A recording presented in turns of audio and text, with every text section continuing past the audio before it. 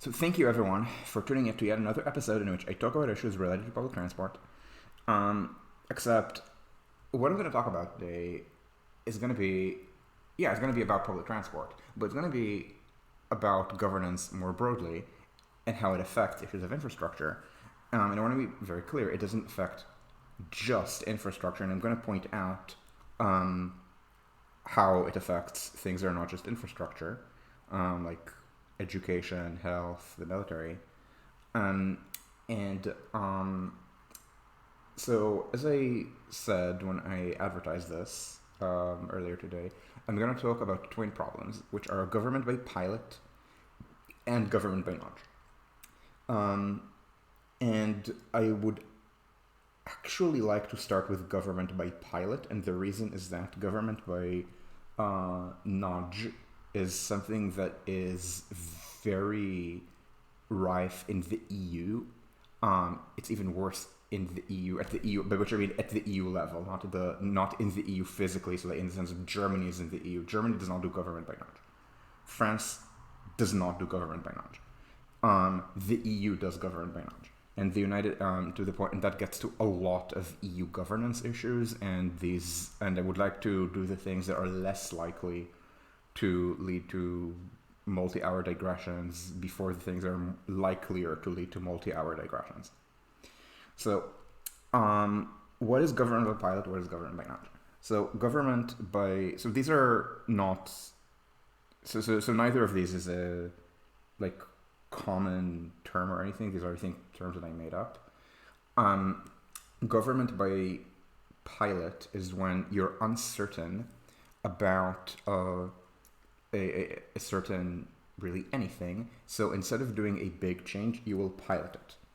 Um, this, to be very clear, is not by itself bad. Often you learn through trial and error, through piloting. So when I complain about American government by pilot, usually not usually, always what I mean is that they excessively use pilot programs. Specifically, they use pilot programs in places where scale is very important. And if scale is important, then the pilot will not work. So this is the issue of government by pilot. I'm going to talk about how it affects infrastructure, like American infrastructure. This is something that I can't think of good examples of some flashy failures of government by pilot in Euroland. And the second is government by nudge. Nudge means that the government nudges rather than does things. So instead of so I'm actually going to give so as I said, I'm going to do pilot first, but I feel like I have to give a concrete example of nudge. So a concrete example of a nudge is that instead of saying this will be done, you try to nudge others to do it. So the example is that instead of, and I think I mentioned it a couple of videos ago, and by a couple I mean many, of a certain American public transport advocate who was asked a question about bus shelter. About bus shelter in the context of a federal infrastructure bill. The fact that it's federal is important. And the idea and the response that they gave was something soporific and Washingtonian about creating new standards. That is what I mean by nudge. Doing in that context would mean that in the federal infrastructure, the bipartisan infrastructure law, there would be a little bit of money, a little bit just because bus shelter is not that expensive, that is dedicated to bus shelter. So this means that the federal government is saying bus shelter shall be built. If the money is not sufficient for every bus stop in America, and probably it shouldn't be, then maybe there's going to be some kind of competitive application there. I don't think of that as government by nudge. If I tell someone to do something and give them money to do so, that is not me nudging, that is me managing that. Nudge is stuff like, but the response which I classify as government by nudge is was something about creating standards for transit stations, essentially trying to use very subtle regulations in order to maybe very gently and in the quietest, least public way ever explain, like maybe get agencies to look at it, and maybe decide by themselves that this is what they want. So instead of doing something, you try to incentivize others to do it. This is an example. This is what I mean by government by nudge. So as I said, I'm going to do pilot first because nudge is a giant American problem. It's also a giant European problem, and it's something that is very easy to point out examples that are not in the realm of infrastructure. Now, I talk about infrastructure, I talk about public transport, but all these examples, I think, also highlight failures in public transport. So with government by pilot, what I mean by government by pilot, again, the issue is that you start small things. This is not, first of all, this is not purely an infrastructure issue. Let's say that you want to, as I said, these problems affect other aspects of public policy. So let's talk about, education. If you want to test a new teaching technique, okay, like you want to, you heard that some kind of teaching technique that maybe some educational researchers are coming to the conclusion is like a good is good pedagogy or good didactics. You probably are not going to make the entire school system teach that. Now, I'll also point out that there's a government by nudge issue here, which is just the fact that I'm saying you'd make the entire school system teach that. Yeah, you do it if you're France. Maybe you do it if you're a German state. I don't think you ever do it if you're an American state, let alone the federal government in the United States. They don't do that. But then again, they might nudge in some way. So the issue of government by pilot is that let's say that you, so I'm going to give you a random example, and it's random just because I happen to have heard it. I don't remember when, maybe 10 years ago, and I did use it in my teaching at UBC, which is I think by Gernot Karpicki. It's called, okay, yeah. And I may mispronounce this name because I literally never heard it. I only read it. I think it's Karpik. It's called retrieval practice. The idea is that the process of trying to retrieve something from your memory will help you learn it, will help imprint it into your, I'm forgetting the phrase, maybe long-term memory.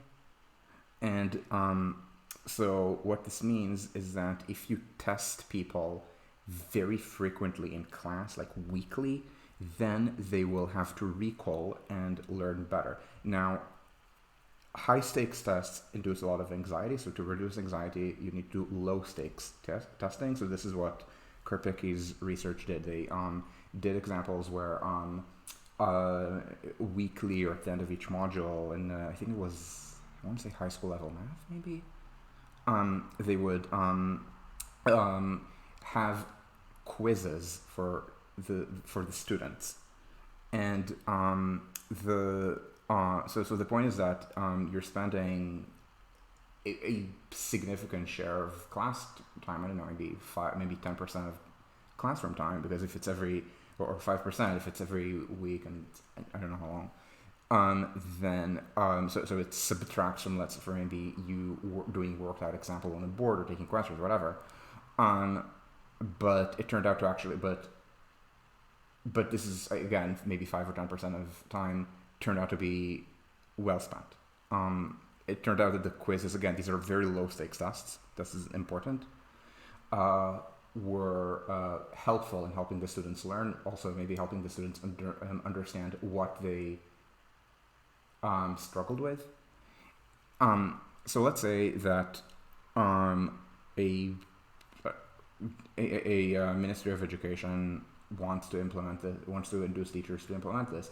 Government by pilot would be to start with to start small. Maybe you start in one school, or maybe if you don't want to deal with confounders, let's say that this is something that works with already motivated students but will discourage marginal students, there are such techniques. There are techniques that also have the opposite effect. They help motivate unmotivated students, but don't do anything for students who are already stronger. So you do maybe a few pilots. So if you're at the scale of, I don't know, France or something smaller like Berlin, you would do it at a bunch of schools. But still a very small share of schools, because you maybe want to be able to monitor it more closely. Of course, because it's a new policy, often most, in this case, educators would not be very familiar with it. And because they're not going to be very familiar with it, that by itself is going to cause some growing pains. So if it's something small, you can essentially target it at teachers who are more motivated to be experimental, or even are specifically motivated to try this. Or again, teachers who are just, you can do a lot of hand-holding with.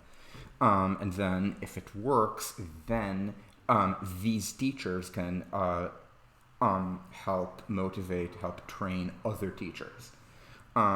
It's just normal growth, okay? I'm giving an educational example. I can give it an example with everything.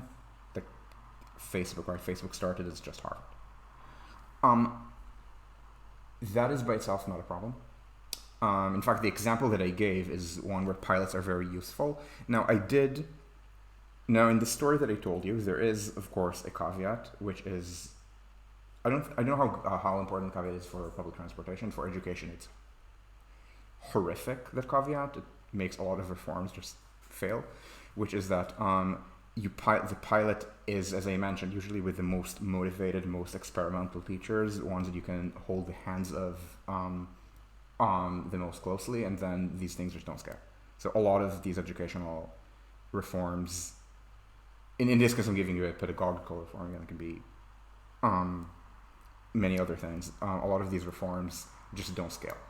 So that is a problem of pilots, and again, this is not something that I'm inventing. The issue of scale is well known. Now, with public transportation, you often have scale issues in the opposite direction. The issue is that public transport works as a very large scale system. What do I mean by very large scale? Globally, there aren't a lot of places where a majority of people get to work on public transportation. Now, there are places where it's a plurality. There are places where it's a solid majority if you include things like bikes and walking. And I'm happy to say that Berlin is one of these places, as are my previous two cities, Paris and Stockholm. But actual majority for public transportation is elusive. Paris is close, I think it's 43% with the suburbs. In Stockholm, they don't track that. They track all trips. I imagine it's about the same. Just doing some guesstimation about about how to reassign the many bike and pedestrian trips, which are very obviously not work trips. The places that I know of that have a majority share for public transportation for trips to work include Singapore, Hong Kong, Seoul, and by Seoul I don't mean the city, I mean metropolitan Seoul. Seoul has a very large majority. The suburbs don't, but they still have pretty solid public transport. And Tokyo. Singapore and Hong Kong are exceptional in ways that I do need to vlog or blog sometime. Let's not talk about them right now. Tokyo and Seoul are respectively the largest city in the world and the second largest city in the developed world. And the third largest city in the developed world is New York City. New York City is not number 3 in model split or even close to it, but it's by far number 1 in the United States. It beats all other New World cities. I shouldn't say it handily beats Sydney. It's a couple % higher model split in New York than in Sydney. It's more solidly beats Toronto, Montreal, and Vancouver. Its model split is not even that bad by European urban standards. Of course, no European city is the size of New York. The two that come closest in Western Europe, London and Paris, both have substantially higher model splits.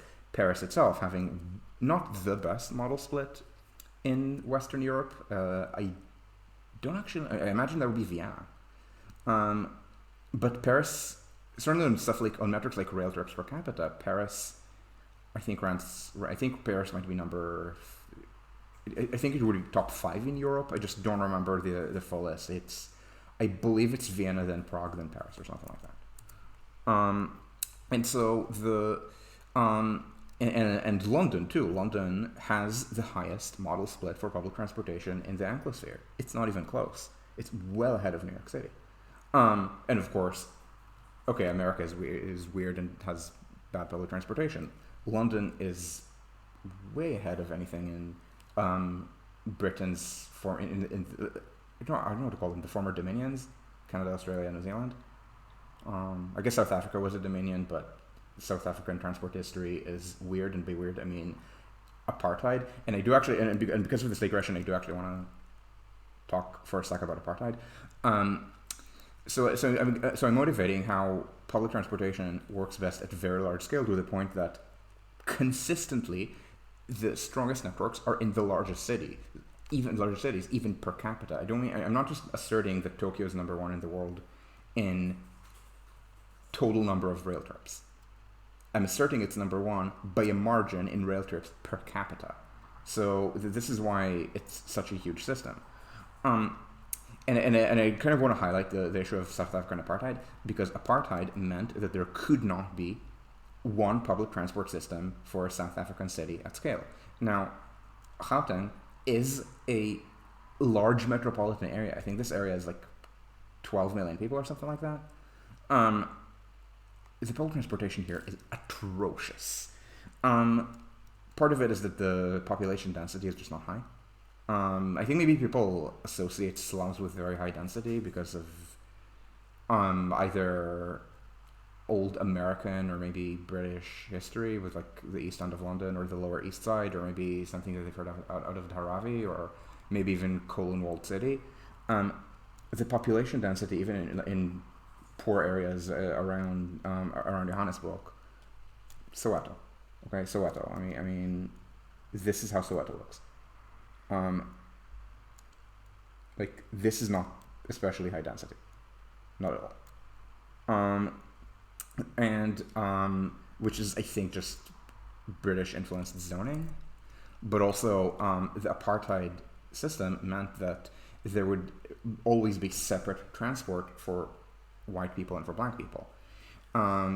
So things like normal rapid transit would not be able to work, because the only way that works is if you put everyone together. This is why even in places that are very classist, there's no such thing as first class on the subway. Hong Kong, and actually maybe Hong Kong has first class on the airport trains, I'm not sure, but they're kind of the ugly duckling of the system in many ways. Certainly not on the normal MTR lines. Or Singapore. Singapore is a horrifically classist country, also horrifically racist, racially segregated, socially, if not spatially. In fact, there are racial quotas in Singaporean housing projects to prevent spatial segregation, but people don't really socialize cross-race. And but everyone is on the same MRT trains. And so public transport works through scale. This means that pilots are perilous if you don't recognize that this works at scale. What do I mean yeah, exactly. I mean, like, at some point, people need to ask themselves questions like, how come the North managed to literally set the South on fire? Like, it's not because the North was, like, better at something, or it was better by not having slavery. It didn't have slavery, so it had higher wages. So immigrants chose the North and not the South. Nobody wants to slave on the plantation. People don't want to homestead. And it industrialized, and that meant it learned modern warfare instead of being like an amazing general for like the Napoleonic era. And yeah, I mean, and so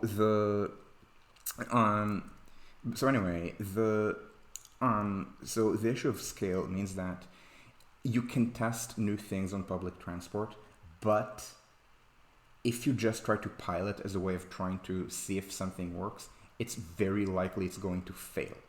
And this is true at a lot of different levels. So I'm going to do something that is my. I'm going to indulge in a guilty pleasure and dump on Boston. So 6 years ago, at Transit Matters, we had this plan for night buses.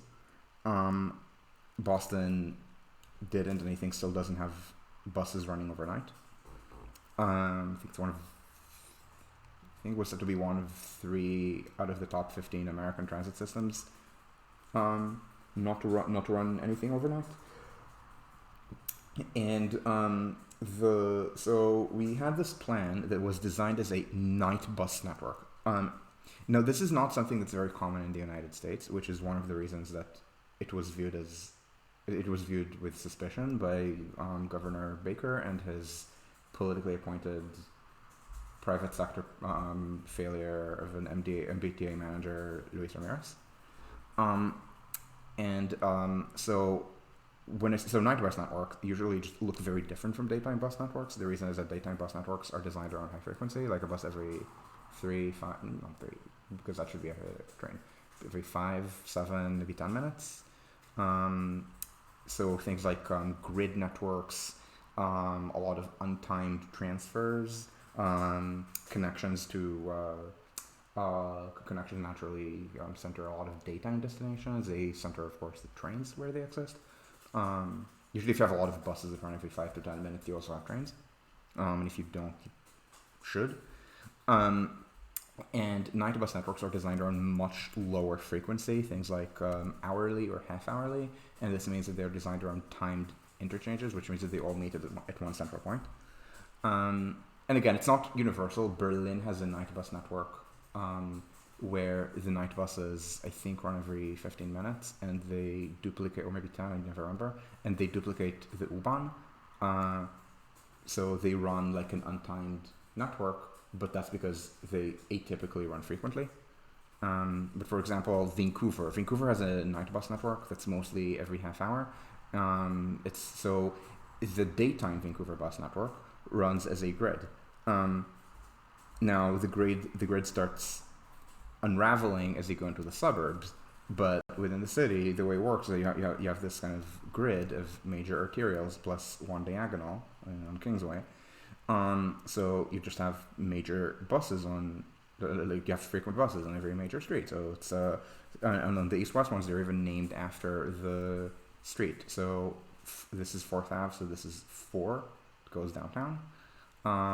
It has a rapid overlay 44, and another rapid overlay, the 84, which instead of doing this, goes here. I lived here, so for me, the 44 and 84 were interchangeable. That's what I would ride to my work at UBC.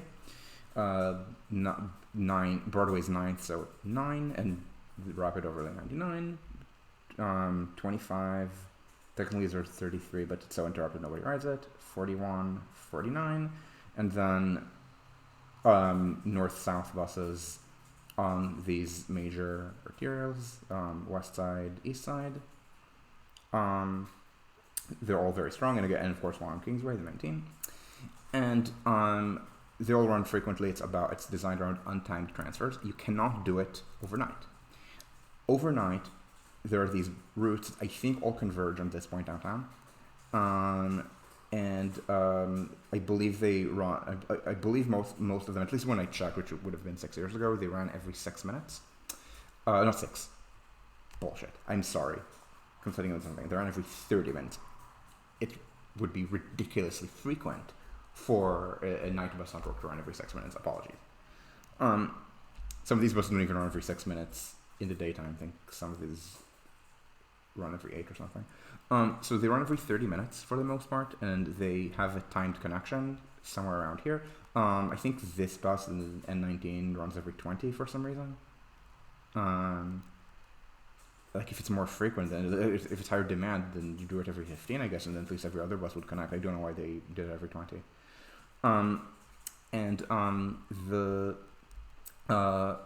So it's designed around time transfers. Of course, maybe you'd even tweak the network a little bit to center nighttime destinations. So if you have a single-use office district, let's call this the City of London or Lower Manhattan, you would de-emphasize it because it's not as important overnight. And indeed, in London, they have some tube lines, some underground lines that run overnight on weekends, like how in Berlin the entire U-Bahn system runs overnight during weekends. But in London, they don't run every line like this. They only run the lines that are maybe busier on weekend nights, and these are not the lines serving the City of London, which is a single-use office district. Instead they do this with the line serving the West End. No, this is not a single-use office district, so this is where the buses converge here.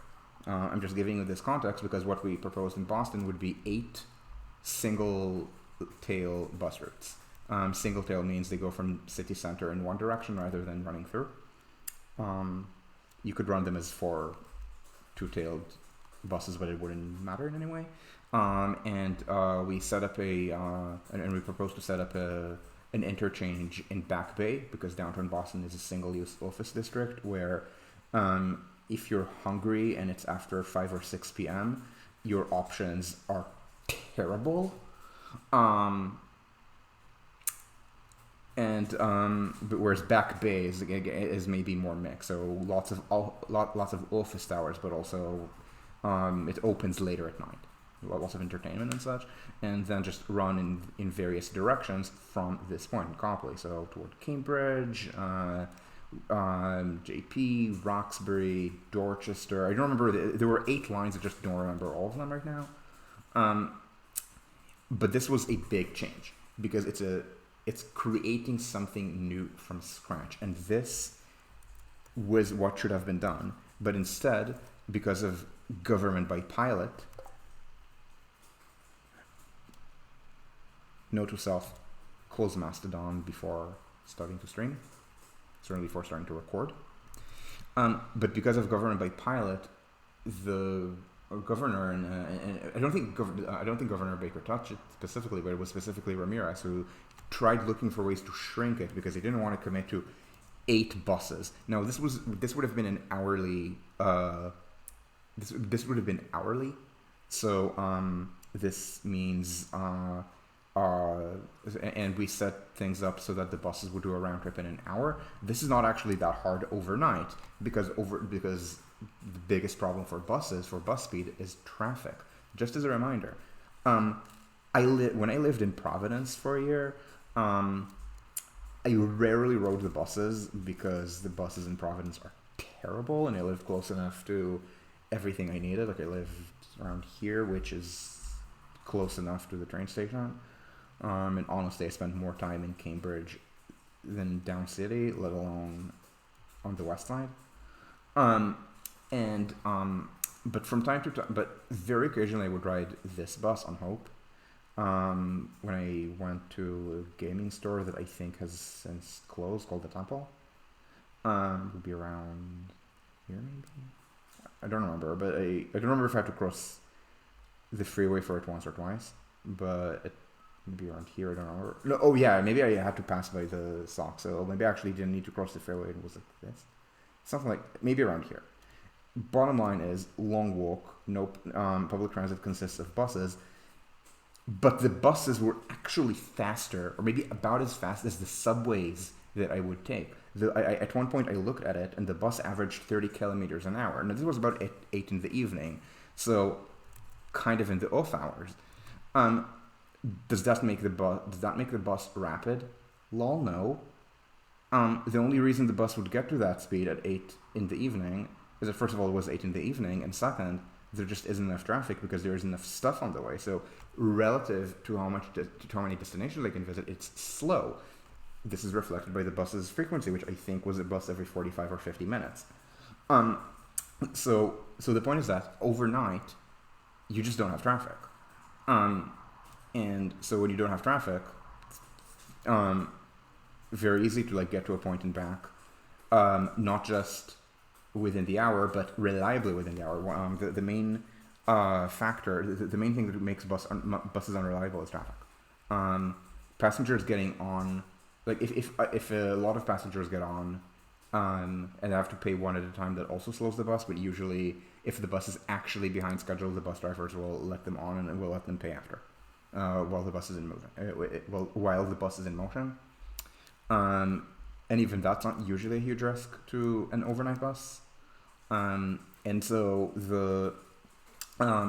so this is, but anyway, it looks like a big change because it's a network that would have had to be well advertised to tell people, hey, there's a night bus network right now. It would have even potentially saved a little bit of money because some buses in Boston go a little bit beyond the normal closing time. So anyway, this was negotiated down from 8 buses to 1 bus. Now, one two-tailed bus was technically 2, but then it got compromised to zigzagging, to the point that instead of hourly service with 2 buses, half hourly with 4, it was hourly with 3, and then half hourly with 6.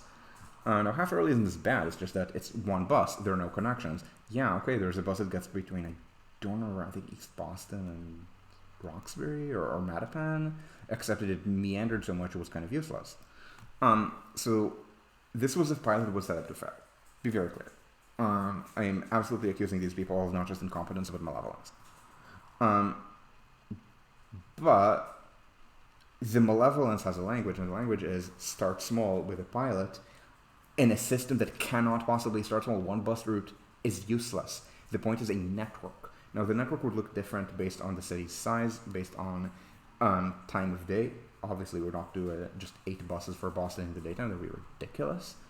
But the point is that the pilot made this fail. If this had been a commitment, which means committing from the start to a minimum of 7-ish out of the 8 buses, even 6 I would have doubts about. 7 or ideally 8 or even a few more. Saying, okay, we're going to start hourly. Maybe that's the pilot, but we will consider going to half hourly if there are indicators that it would succeed. Again, advertising it so that people know that this exists, because this is a new thing, and a lot of people are used to the fact that Boston does not have overnight buses. And instead, it was these little tweaks, maybe making the bus to the air, like we said things, some people need the night buses to get to the airport early, so instead they added 1 early run of a bus to the airport. It was essentially everything to avoid doing a night bus network. So this is governed by pilot. Again, this is not a nudge. Adding the extra bus to the airport is a tweak. It's different, and we're not talking about tweaks. We're talking about pilots and nudges. So this is an example of a pilot that failed because it was a pilot. More things, Boston, I think in New York we all trying to do the same, is free buses. And again, this is a big change.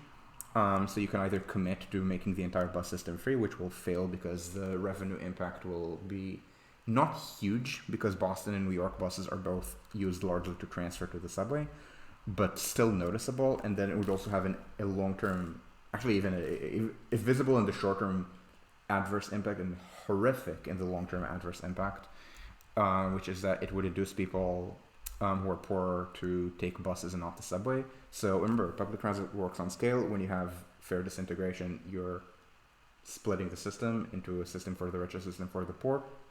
Either segment will then have less frequency. This will weaken both. On top of everything, the thing that's being incentivized is for people to take the bus and not the subway. The bus costs more to operate on the margin than the subway, and also provides inferior service.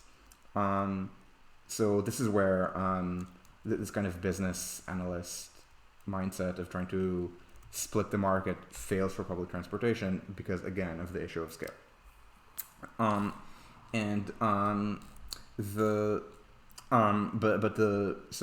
So there are these pilots of things like free buses, and maybe people hear of them, maybe they don't. If people don't hear, they're not going to ride. If people hear, yeah, they're going to ride, and then they are going to but then you maybe miss the issue of scale again, because it's just 1 bus, and then at larger scale it actually just decimates revenue. Or pilots about let's say commuter rail fare integration, where you're identifying some people who might ride and you offer them specific and you target them specifically with commuter rail passes. And this is just okay. These people are going to ride, but that's not a lot of people, and then. And that's not at all how public transport marketing works. Public transport marketing does not work through making people feel special. It works through making ordinary spaces feel good. And so that is, so that's an example of failure by pilot. Electrification. Boston hates this, but honestly, all of America hates this. It's just that Boston is the largest system that has no electrification whatsoever. So they try to maybe pilot running under the already wired Providence line, maybe doing a few things. And because it's a pilot, often the choice of who gets to be in the pilot is politicized. In Boston, the idea for the pilot is, okay, Boston to Providence because it's almost entirely wired, so it's just wiring some sidings. Maybe the Fairmount line because it's so close to the Providence line, it can hook into the substations. And then you would expect that the next thing after these should be, but next thing built simultaneously should be Stoughton, which I forget whether it's part of the program. It's kind of a Cheshire cut, like it's both, depending on the variant, it either is or isn't. But then the Franklin line, because the Franklin line is a branch of either a continuation of Fairmount or a branch off of Providence. This line, the Franklin line, and but no, because they try to spread around the pilot. So instead of doing things that work at scale, the next one we're trying to pilot battery trains of all things is Boston to Salem. It's the Eastern line.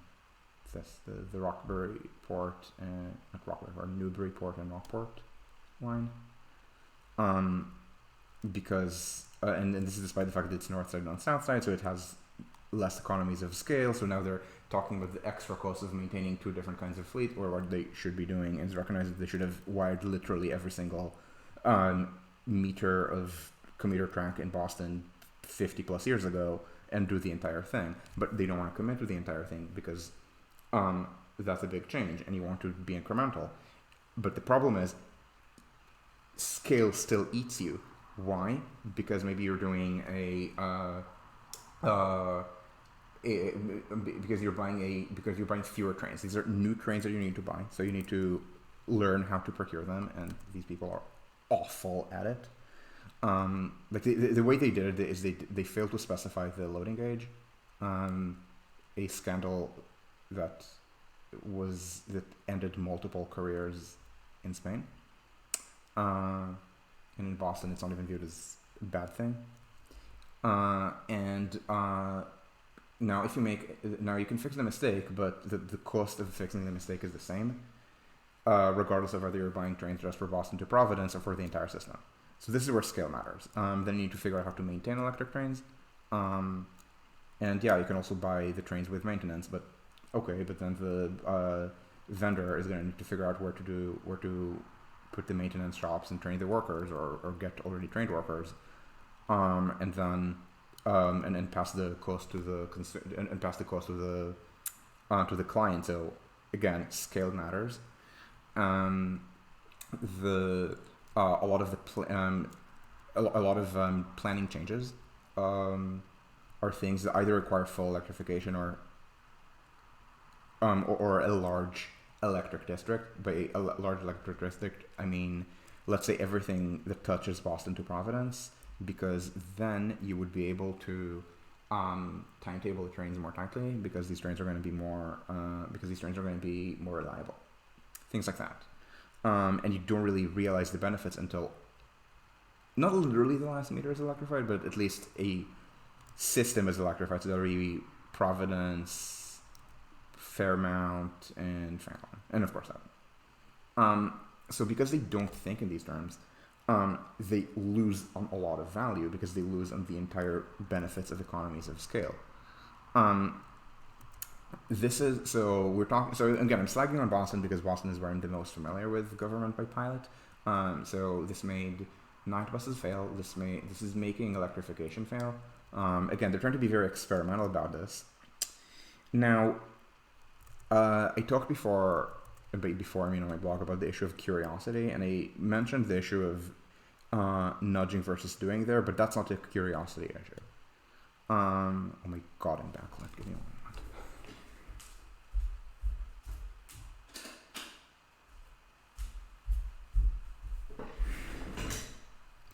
Hi, I'm back.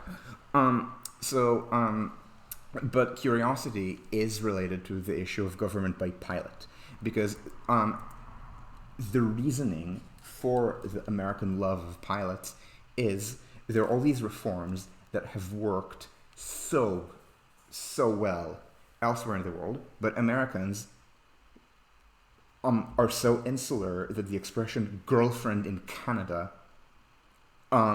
is a joke for the girlfriend does not exist. So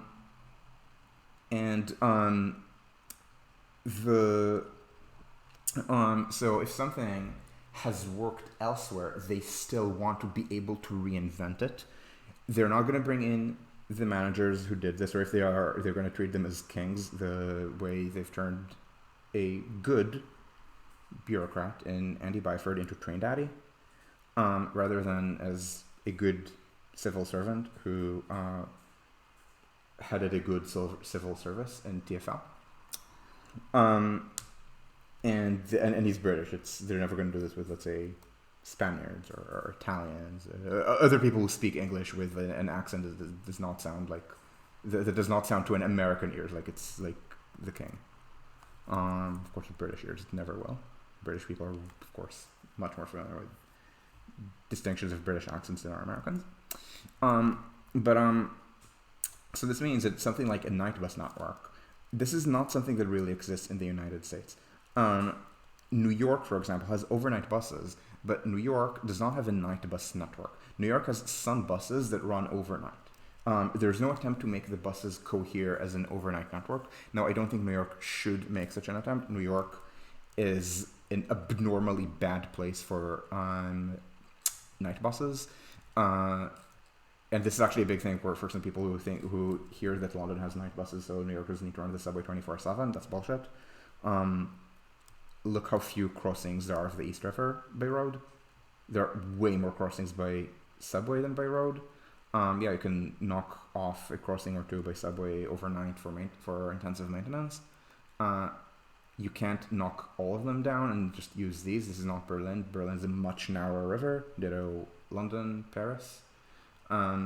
So in New York, the buses overnight are the same buses that feed the subway, which runs overnight, just at kind of unusable frequencies, like every 40 minutes or every hour. When I had to ride these buses overnight, I would just walk. And by walk, I mean walk across Central Park, like 2-point-something kilometers.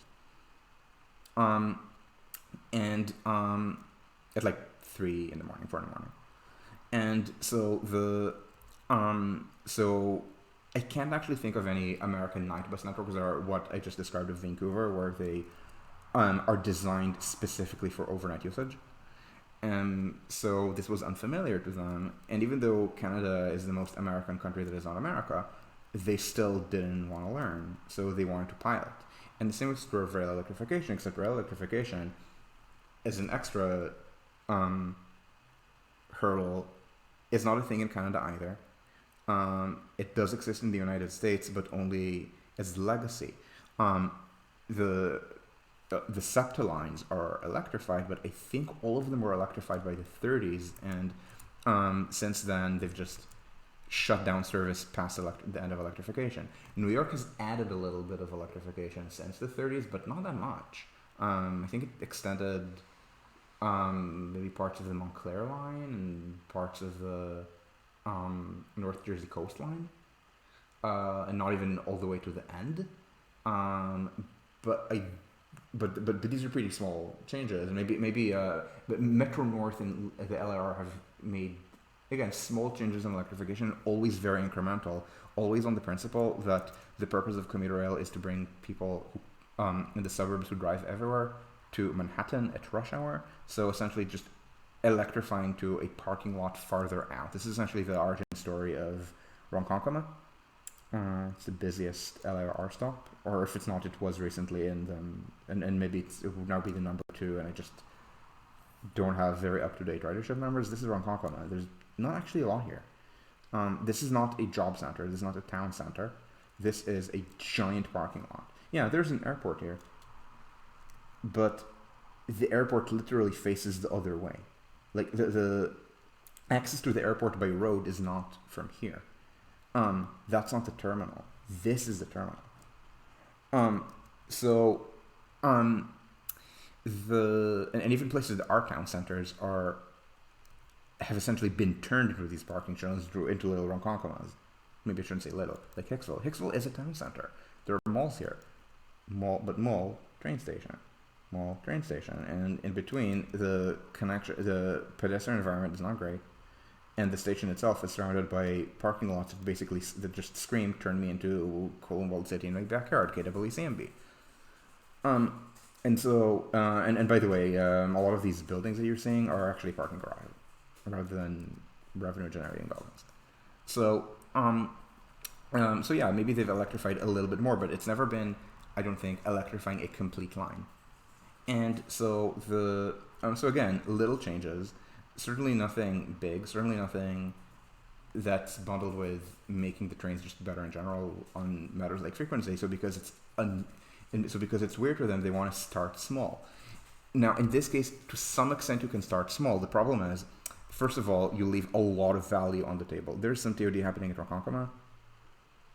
Okay, I question whether anything in Ronkonkoma can be called TOD. Ronkonkoma does not have public transit, and I would not count the LIRR to Ronkonkoma to be as public transit.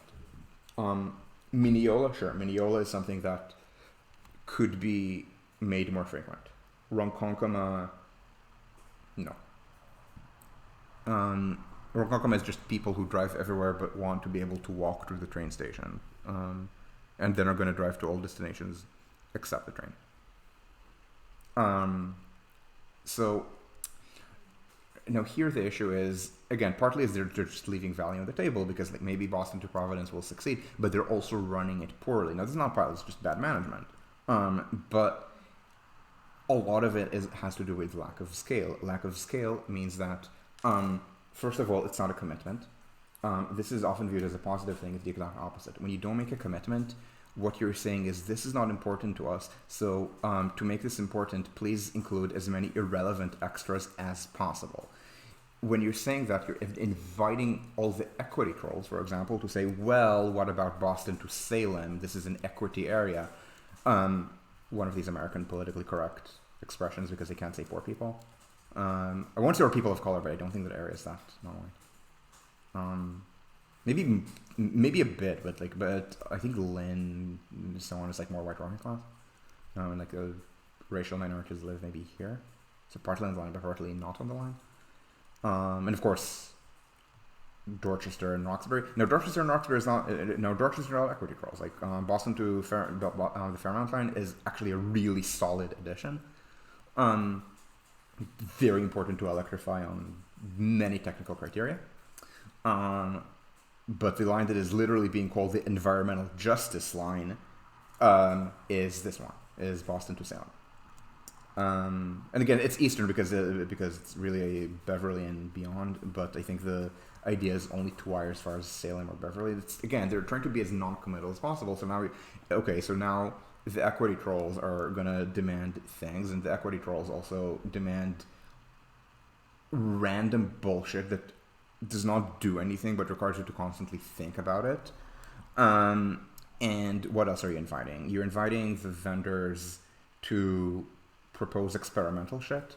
So this is why they like the batteries here. If it's not a big commitment, yeah, you can use it for someone else to do experiments on you. But these experiments don't work. You could do new experiments with new technology, but Boston shouldn't be experimenting. Boston should be experimenting to about the same extent that India should be experimenting with, I don't know, new forms of judicial review or something. Like something about democracy that is not just how to just normal democracy. I mean, weird things that are probably like reforms that some very mature democracy will want to do. Like again, something about how to change judicial review to focus on issues of human rights, but not on issues of declaring the infrastructure of judicializing infrastructure or something, or on how to, I don't know, have more cabinet level governance rather than cult of personality. Sure, but if you're India, you should not be doing things like splitting the legislature into, I don't know, a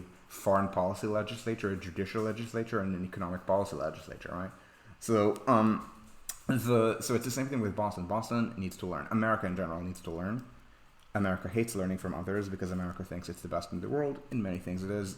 It is, and this we all know. So the pilot is essentially a way of making it American. This is why it's connected with American incuriosity, and this is why it's an American problem. It's a problem that isn't really a thing in Europe. Now in Europe, and I'm gonna get into it in a sec, about how big changes in Europe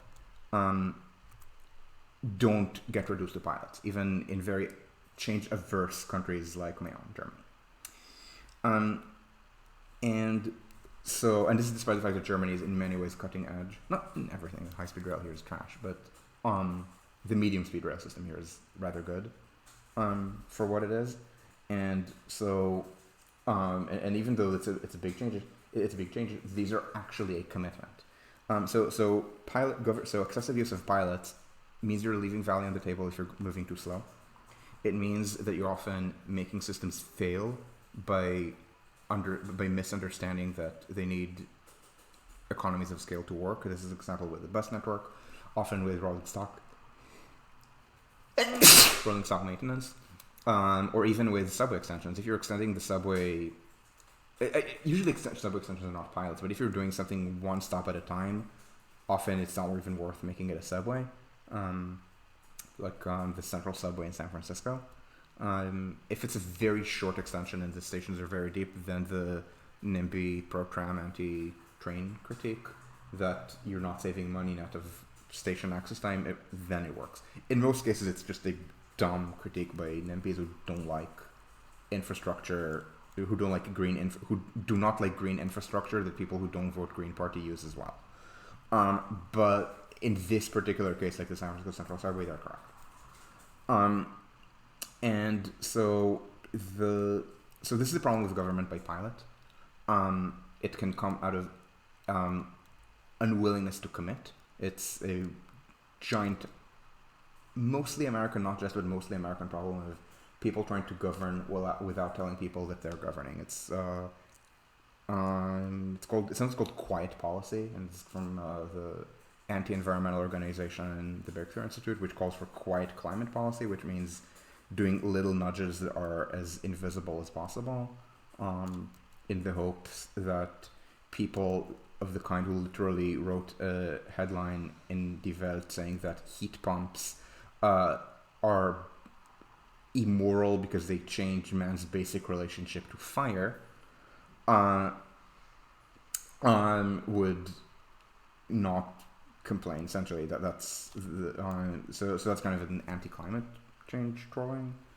And the problem with quiet policy is, okay, there's no commitment, so people don't think it's important.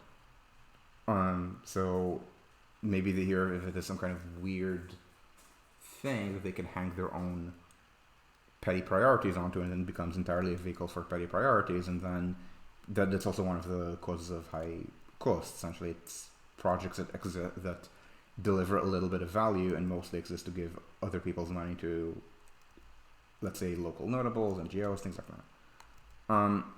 And this is why government pilot is bad, and why it exists despite the fact that it's bad. Again, it's a combination of incuriosity and unwillingness to take responsibility. Essentially, the entirety of American governance is about not taking responsibility, to the point that you're calling trivial changes that are decided by, I shouldn't say interns, but by full-time workers, but junior ones, or not even in management, in any kind of management, calling them brave steps forward just to avoid being decisive and pissing people off. And this is the worst among the people who can afford to piss as many people off as they can. Like, for example, New York and California, with their essentially untouchable single-party states. And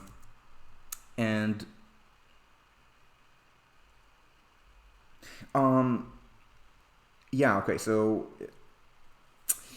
early commitment is not a purely American problem. Early commitment is, so remember that the early commitment literature began with the Netherlands. It began specifically with the fact that the high speed, that the Netherlands decided in the early 90s that it needed a TGV style line. This is completely, I should say completely useless, but it's not terribly important for a country the size of the Netherlands to have high top speed. It's much more important to have connectivity. Now, the Netherlands has either the second or the third highest intercity rail usage in Europe, number one being Switzerland. The other number two or three is Austria. I never remember which of the Netherlands is Austria's number two. I think it's pretty close. Now, Austria's a little weird because it's not a very populated country, but it's also not tiny. Like Austria to, no, not Austria, no, like something like Vienna to Salzburg is something where I can see high speed, especially if you're detouring via Linz, it's something where high speed trains could be valuable on, but honestly really want this to be an international system going all the way to München. And of course, good intercity rail in Europe, which I'm going to get to in a moment, doesn't really cross national borders. So in the Netherlands, again, unless you're doing an international system, which you're not, Belgium built a high-speed line from Antwerpen to the border connecting to the Dutch one, but it didn't build any between Brussels and Antwerp. 135 kilometers by straight line from Antwerp to Amsterdam, maybe a bit more because it passes through Rotterdam. That's not where you want to do high-speed trains. Again, I mean, if you're going onward, sure, but this was not designed as a system to get people to Paris. Or if it was just for business travelers, these are once a market, they're not the market for intercity rail.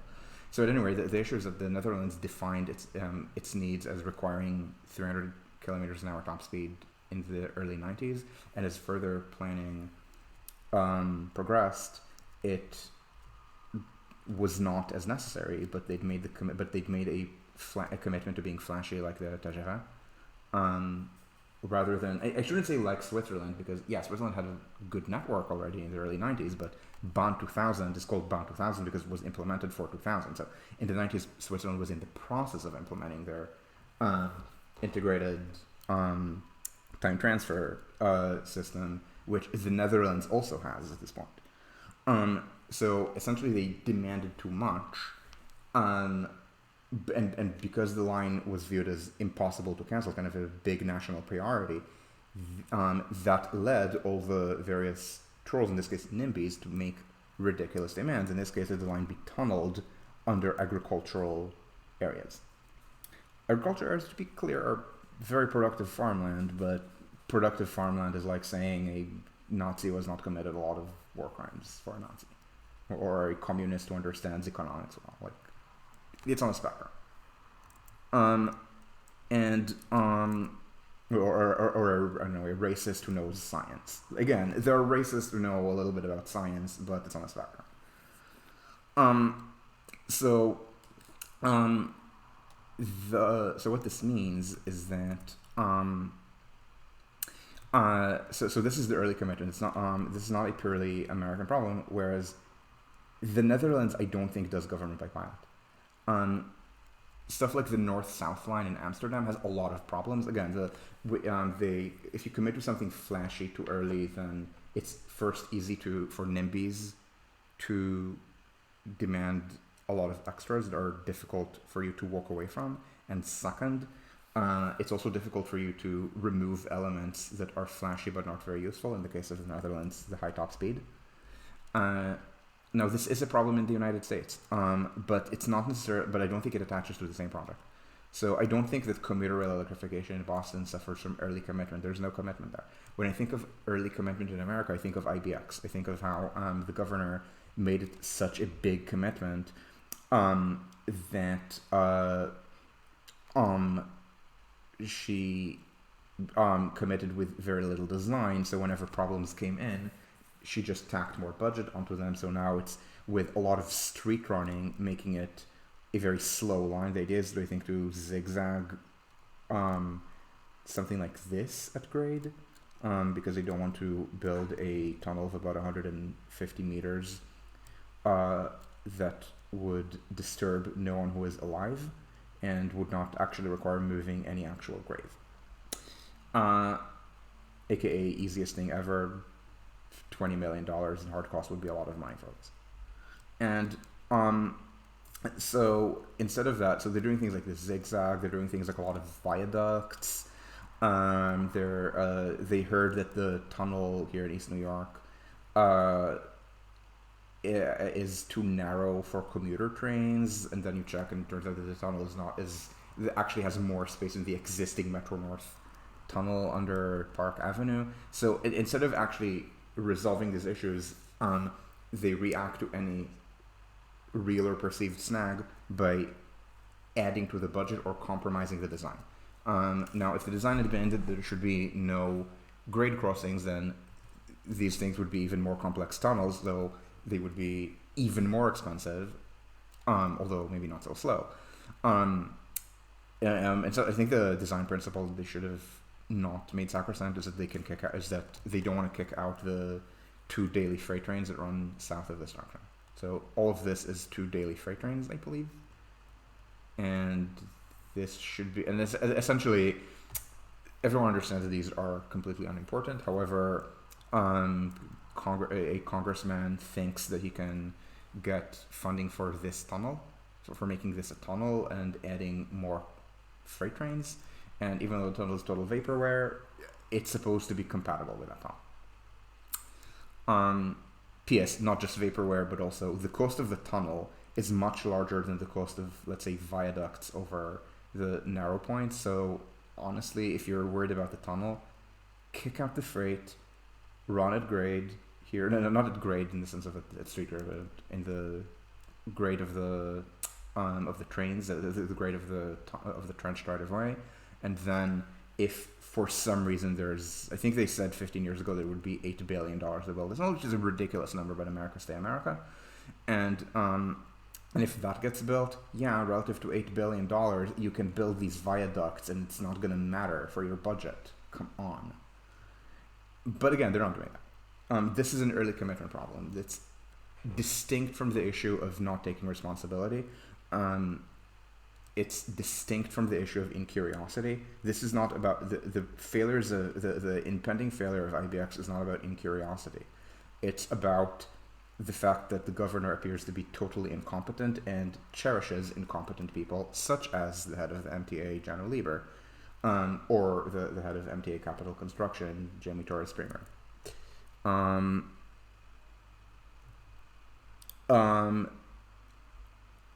I believe it's been checked and it's only 2 tracks. I believe the tunnel needs widening. I don't remember offhand the evidence, but I know that a bunch of advocates looked at it and there really isn't space within the tunnel. There's space in the approach. Like you see, the cut here is wide, but I believe the tunnel itself is only 2 tracks. IBX to HBLR, why? Like, why would you? Okay, my mouse is not happy today. Anyway, this is the issue. A TBM couldn't be used. You mean underwater? You mean doing a TBM? Oh, Google Earth is just being bad. You mean a TBM underwater, under the harbor, that would only be used for the IBX? Why? Like, if you're building very complex underwater infrastructure, you want to always use it for the highest capacity thing ever, because the cost of a station depends on the size of the train, often linearly. Oh, under the graveyard. Yeah, you could use a TBM, but why would you? It's 160. So first of all, cut and cover is cheaper than a TBM. Second, cut and cover is especially cheaper than a TBM when you're building 150 meters, or for that matter, 2 kilometers. Third, the tunnel is already shallow and feeds things that are very shallow, which means that a TBM, because a TBM needs to have a certain minimum gap between the roof of the tunnel and the street. I never remember if roof of bore to street equals twice the diameter of the circle, or if bottom to street is twice the diameter of a circle. So so roof to street is diameter of circle. But either way, if you can build shallow cut and cover, you should build shallow cut and cover. It's by far the cheapest. The reason it's not used under streets is that it disturbs people, but literally every person would be disturbed. But literally the only thing you're going to disturb if you cut and cover there is a bunch of ghosts. So bring an exorcist, bring in the Ghostbusters, bring in Sarah Michelle Gellar, of course, and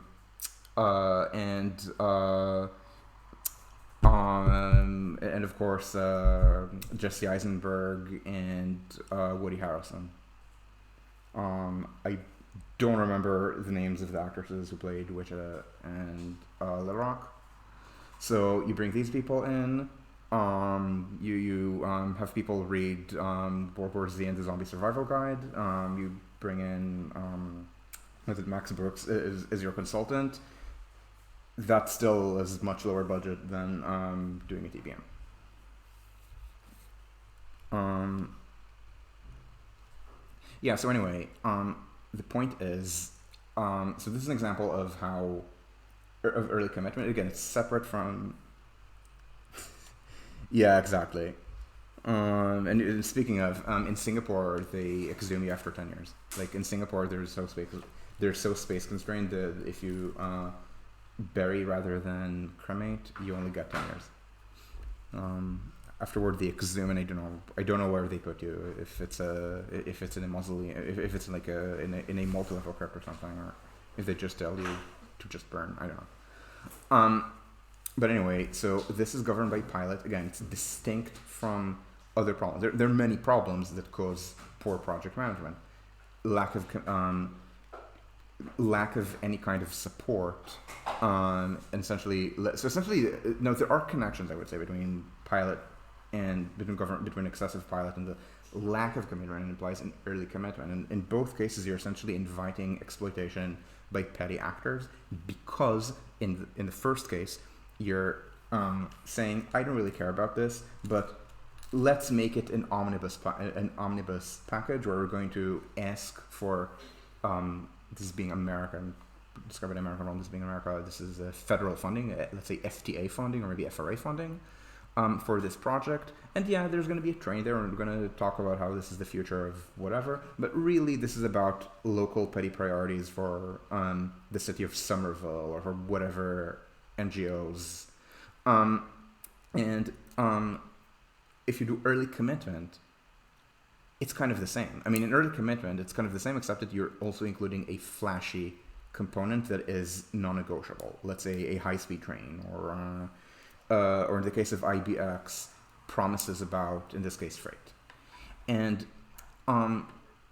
again, this comes out of incuriosity. Now, again, early commitment is not. The IBX problem is not incuriosity. I mean, it's maybe related to incuriosity. If it were related to incuriosity, because I think a more curious political team for the governor would have been able to reach out and hire better people to head the MTA in lieu of total incompetence like Jano and Jamie. But that is not the same as when you're taking a solution that's been done a million times before in other countries. Testing 1, 2, 3.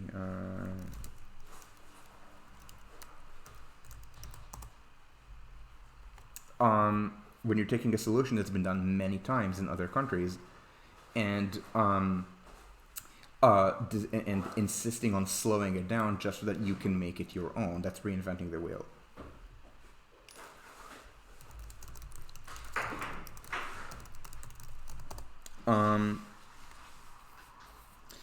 And so the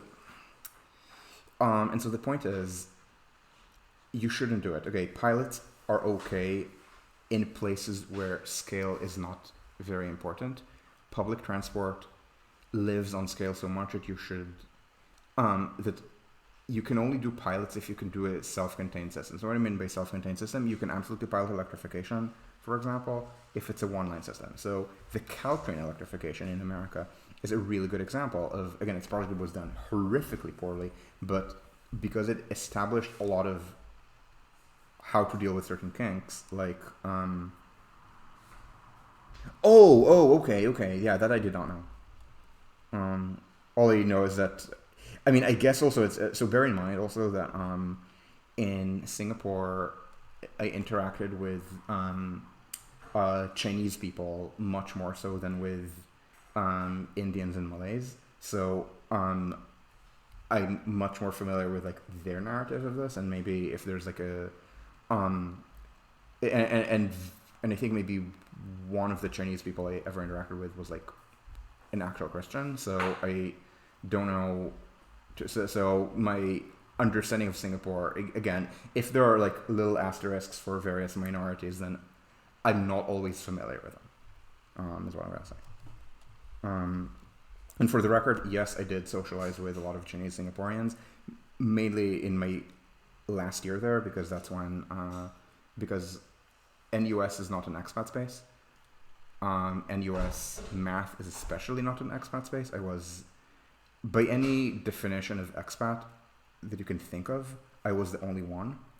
And by last year, the classes got smaller enough that I did actually get to know a lot of the other students. So this is how I know a lot of Chinese Singaporeans.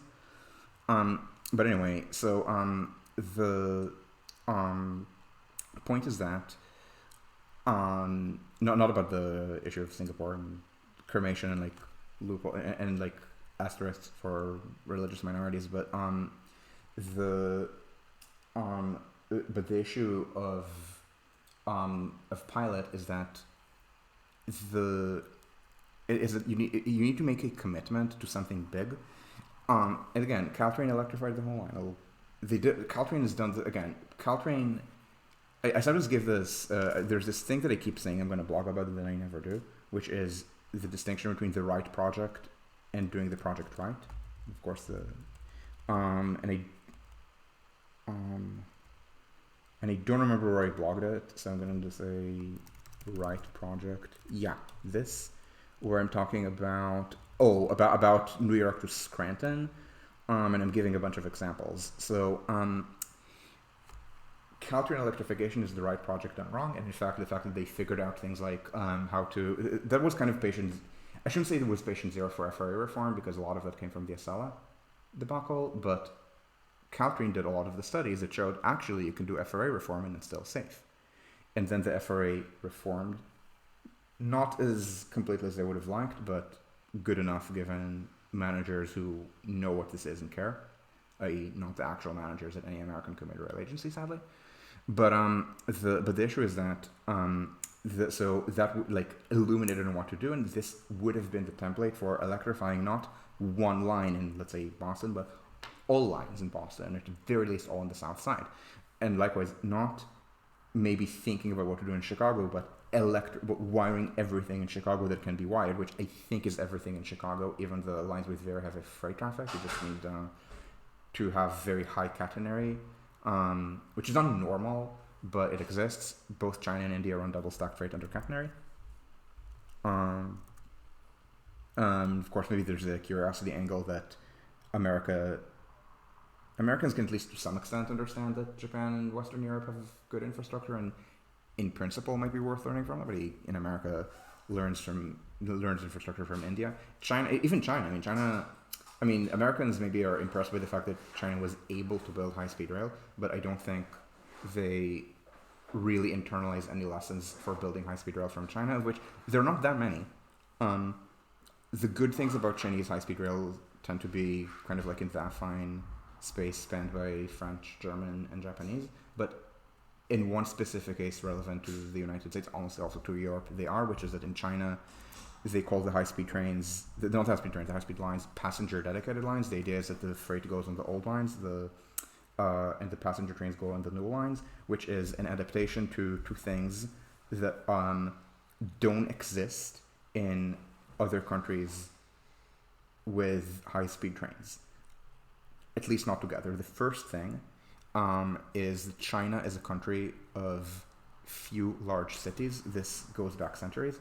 Going back centuries, Europe had more but smaller cities than developed East Asia. Now, if we're talking about, let's say, 1700, developed East Asia means China and Japan. Of course, Europe meteorically took off, and China not just stayed stagnant but became poor. Japan also took off, but more slowly, and then caught up. Korea at the time, by the way, was not even worth talking about. It only started converging, I think, in the 1950s. And like Seoul was, so in, I think, maybe 1900, not even 1900, but like before the opening up of Japan, Edo was what, 1 million or 1.1 million people, and Seoul was maybe 150,000. And Japan didn't just have Edo; it had Osaka. Osaka may have been the like think about it this way: like while Europe was having an industrial revolution, the largest non-capital cities in the world were by far Osaka and Guangzhou, maybe also Suzhou, but nothing European. And I think the first Western city that overtook them was New York, and not, let's say, Milan. I think maybe Milan. I don't know if Milan actually ever overtook Osaka. Maybe it overtook Guangzhou at one point, but it would have been late in the 19th century. Like in the era when China was run by even by the standards of bad emperors, but like a legendarily horrific Empress Daoguercixi. But so the point is that China is a country of fewer larger cities. This is shared with all of rich Asia. And also with the United States, and is very different from Europe. Remember, the median, maybe I shouldn't say median because that's maybe misleading, but half of South Korea lives in Seoul, half of Japan lives in the metro area, half of Japan lives in Tokyo, Osaka, and Nagoya.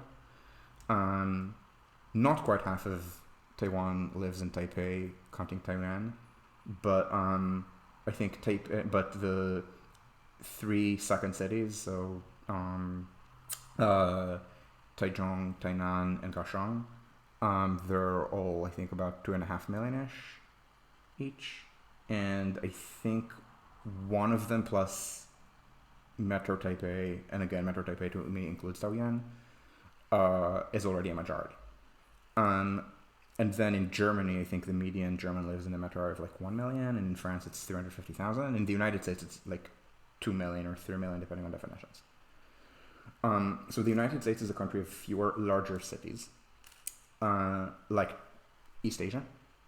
Now, the cities are much more decentralized. This is an American special, but in terms of metro structure, America is much more like East Asia than like Western Europe. This means that it's okay to have an intercity rail system that's designed primarily for high-speed trains connecting the largest cities, because the largest cities are where people live. In Germany, it is harder. In France, it is also harder. And so in Germany, we have a medium-speed network with like a lot of time connections and so on for people going to places like Dessau, Magdeburg, things like that. And in France, it's not at all like that. And this is a planning failure on France's part, but in France instead they have all these little cities that have a few daily TGVs that go direct to Paris from, let's say, Saint-Etienne, Valence, things like that. Maybe Valence is already on the line, but so let's change Valence to, I don't know, Grenoble or something. And speaking of pilot, by the way, let's first of all see if Google Earth is willing to load after it randomly frozen me.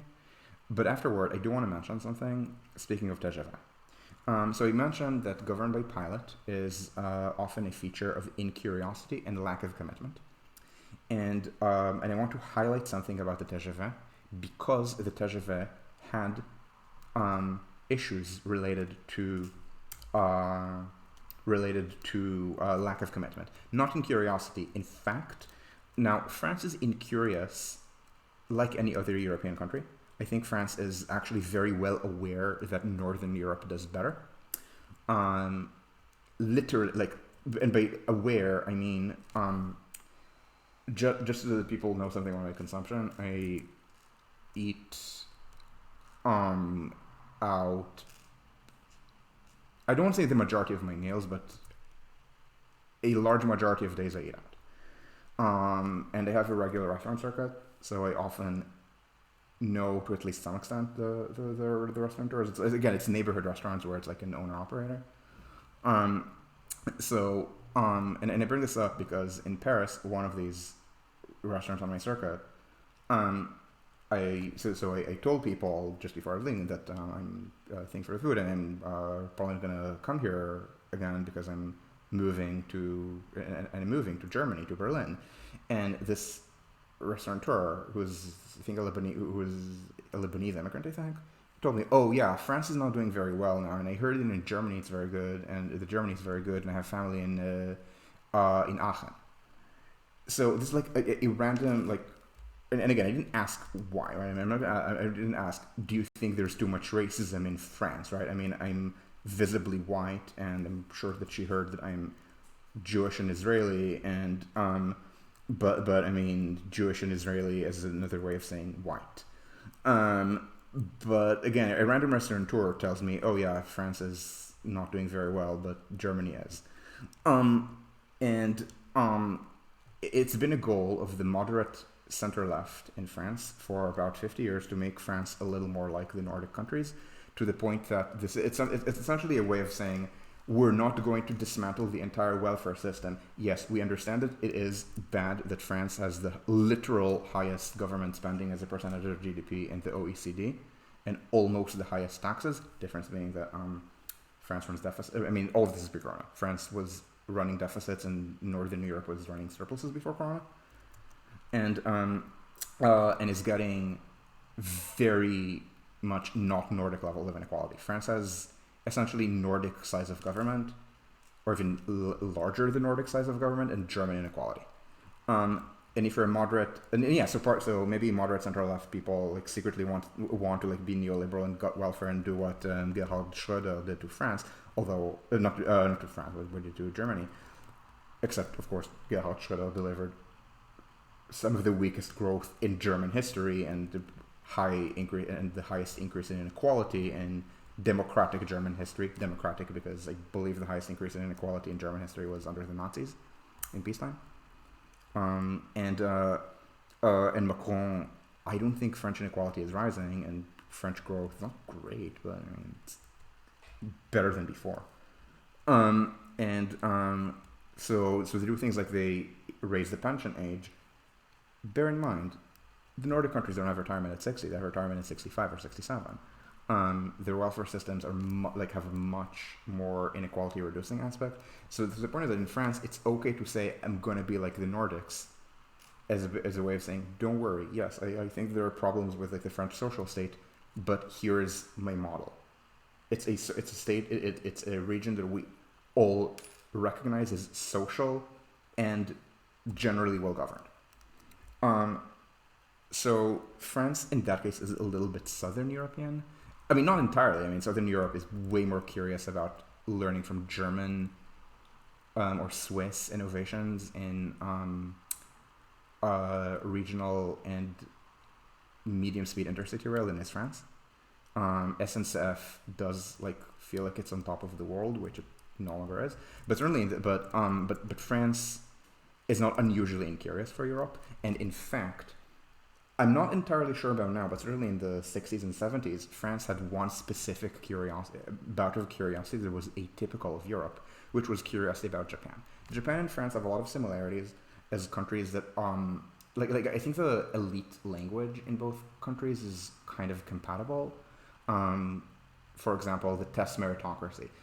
Europe does not have test meritocracies because in Britain there's just an Oxbridge aristocracy, and which it's not exactly an aristocracy. You do need to do really, really well on your A levels, but the A levels do depend on where you went to school. Like it depends on like whether you've been prepped by someone who will be able to tell you from a lot of experience teaching other A students or prospective A students how to write an essay, and the process depends on like a lot of like American style intangibles, like an interview, and I mean it's not as bad as in America, but it's also on that spectrum.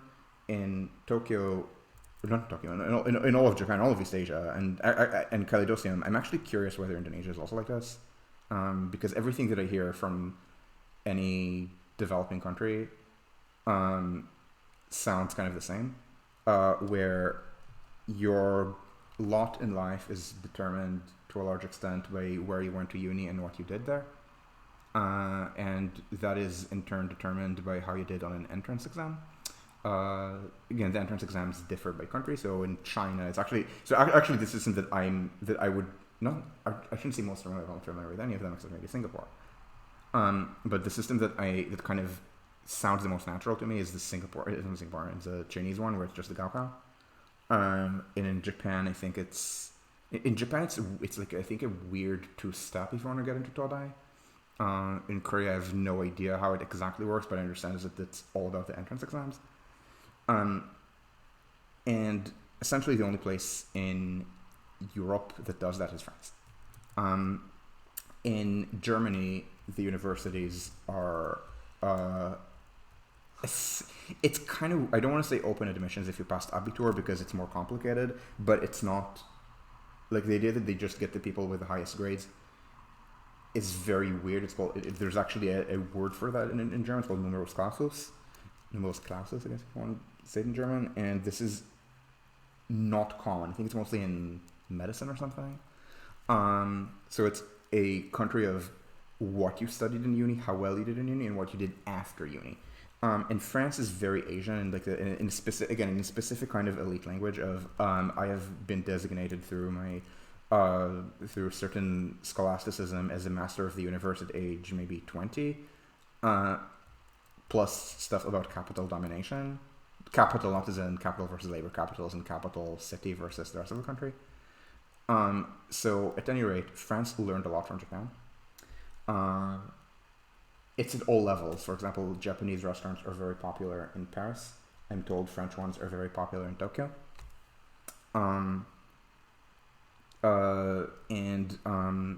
Anyway, the RER was influenced by Japanese commuter trains, by some of the throttling in Tokyo, and the TGV was to at least some extent influenced by the Shinkansen. And then they did something completely different, because again, I remember them talking about the different aspects of Europe from Japan, or from Asia in general, more smaller cities. In Japan, you can build Tokyo to Nagoya to Osaka as a single line, and there are also a few small things on the way, like Shizuoka, and that's everything. In France, forget about it. So in France, they needed to, for example, go offline, use the fact that they are running standard gauge, not narrow gauge, it's easier to share tracks. They adapted it. So they were curious, but they also understood how to make the system work for them.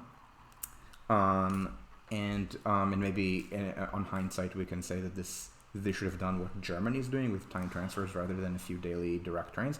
But the German system of of time transfers, like, was invented in the 70s. At the time Germany invented it, France was already early in planning of the TGV.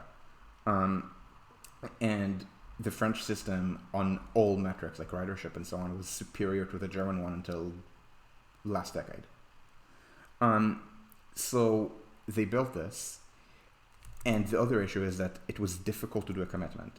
It looked like a very flashy project. The government refused to back it. They had to go to private investors. Not for funding, but for financing. So they had to pay back loans, which they did. Very early, in fact, just because the returns on investment of the line were much more than expected. And so this is an example of lack of commitment, but even then, it's not a pilot project in the sense of like maybe doing a little test track. No, they planned Paris to Lyon as a single 400-kilometer line. Now, they did build it in phases, the first one being 2/3 of the way from Lyon to Paris, and then they completed to Paris. But at the time they opened this was well under construction. It's not build this and then wait and then build this 10 years later. No, this was planned as one thing. At the same time, they already planned it as extensions to many places. So it's not like they just did Paris to Lyon, they told everyone else to get stuffed.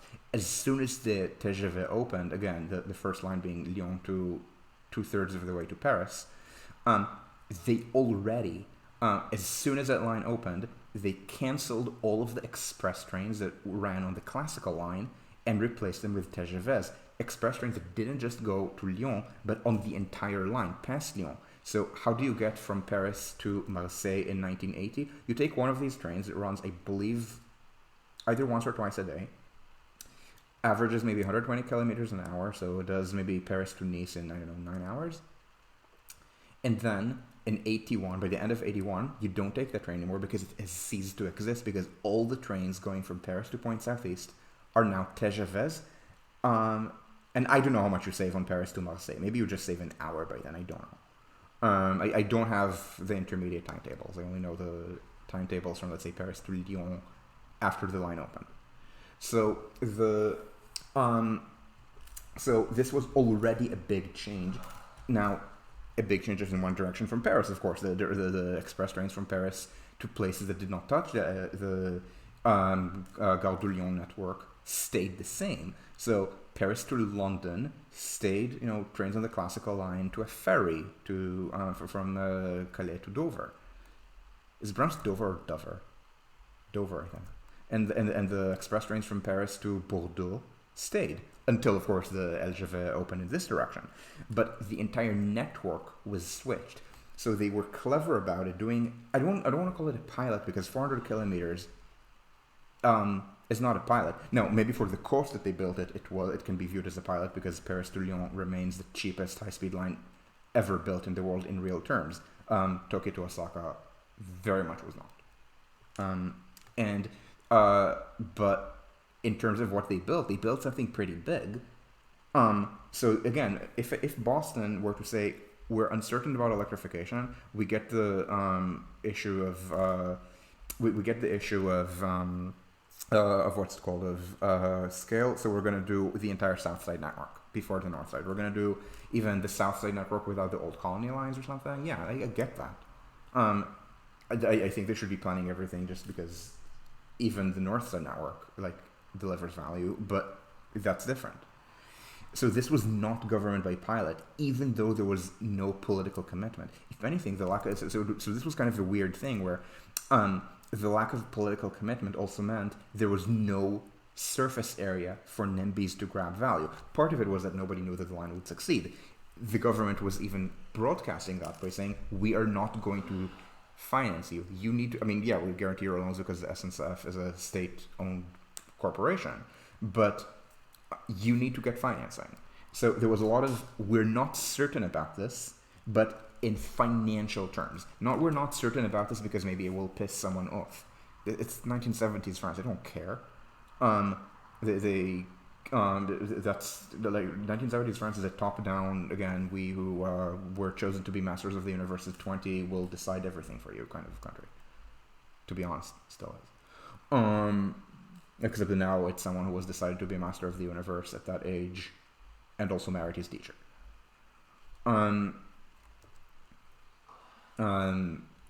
Joke being, he's the only person who calls his teacher, either the only person who calls his wife vous, or the only person who calls his teacher to your call, which way to do it. So this is the issue of government by pilot. Now government, so, and again, I'm giving you examples of how you govern not by pilot, even when you do big things. So this is one. Another is the Deutschlandpakt. Now, Germany has problems. The problem being that, well, Germany can build, it kind of does not want to. It's sad, because Germany can build, again.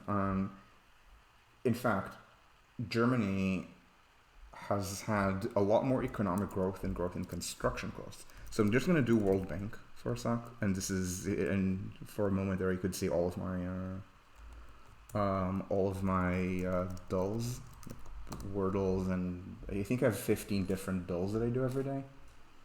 Like Wordle, Dordle, whatever. So for a moment you can see them. So if we do GDP per capita, this is all in real terms. So Germany, and I shouldn't do 2021 because it's still post-corona-ish. So 53,874. And how much was it in 1990? 36,699, which was exactly the same as Italy, basically. A little more than France. So Germany grew by a total factor of almost 1.5 in 30 years, and these are 30 years that are generally considered weak. Maybe not the most recent ones, but this era was called Eurosclerosis. For Germany and France and Italy's really weak growth. Note that, by the way, Italy shows really weak growth even pre-Great Recession. Like, post-Great Recession, it's been just god-awful. But pre-Great Recession, this is just not good growth. Like, Germany was this, and Germany was one of the slowest growing developed countries to 2008. Now, in the 70s and 80s, of course, West Germany had very high growth. I mean, for an already mature economy. And the point is that 50% growth in per capita income, much less than 50% growth in construction costs. I think real construction costs here are up maybe 25% over the early 80s. So this means Germany should be building more. It is capable of building more. Sadly, it is not building more. Again, this is essentially a political decision by Germany to surrender to NIMBYs. NIMBYs who, as in the United States, fall to an aggression. By the state, and aggression in this case means we will build this and nothing else. It's not even, we will demolish things or do bulldozing. No, just we will build this. And so in Germany, we have a half-built intercity high-speed intercity rail network, and many of the other gaps are very valuable to turn into. I mean, it's usually gaps. There are trains there that just are not very fast. To turn them into fast trains, it's valuable. But given that it's not, they're actually doing a lot of good optimization on this, building strategic sections, trying to figure out how to use the fact that ridership is increasing to the point that Deutsche Bahn is straining. The Deutsche Bahn has much more ridership than it's expecting. It's been going on for maybe 3.5. It's from shortly before Corona. Just people realized, oh wait, the trains in Germany are pretty good. Let's take them and not fly domestically. There's a big increase in domestic train ridership in 2019, especially right after the big climate protests.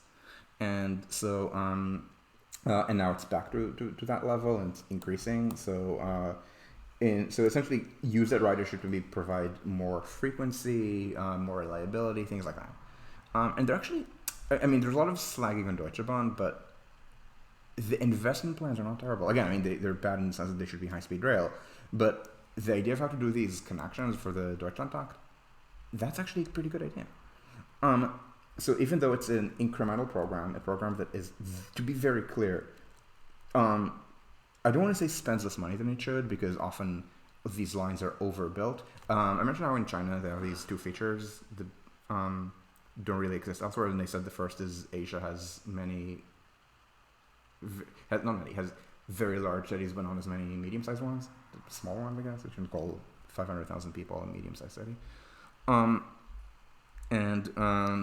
the other feature is China has a very strong freight rail network. Japan, lol. I think Japan has a weaker freight rail network than every European country, except maybe Britain or something. Now, not a lot of Europe has like the freight model split of the US or China. It's mostly the continental countries, but continental, I mean things like Switzerland for transshipments from Germany to Italy, maybe Sweden for the iron ore, Austria also for transshipment. Ukraine has has high rail usage. But in Germany it's kind of meh, and I mean it's meh, but I mean enough freight rail that on some lines it's significant. France is even more meh, and again in Britain it's total lol, and Japan is also total lol. Taiwan, and so so they didn't think about it there. In Germany, the way they do it is they try to build mixed lines. which makes everything more expensive because you need more tunnels to have both very gentle grades for the freight trains and very gentle curves for the passenger trains instead of next time. The United States has a very strong freight rail network, although in a state of collapse right now.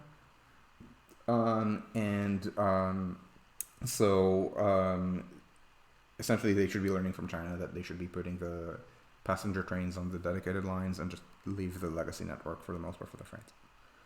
And again, and nobody in the United States even says that because China is for pizzazz and, oh my god, we need to compete with them, not, this one specific thing they do, okay, maybe we should do that. And not do, and while avoiding other notable features of China, like concentration camps.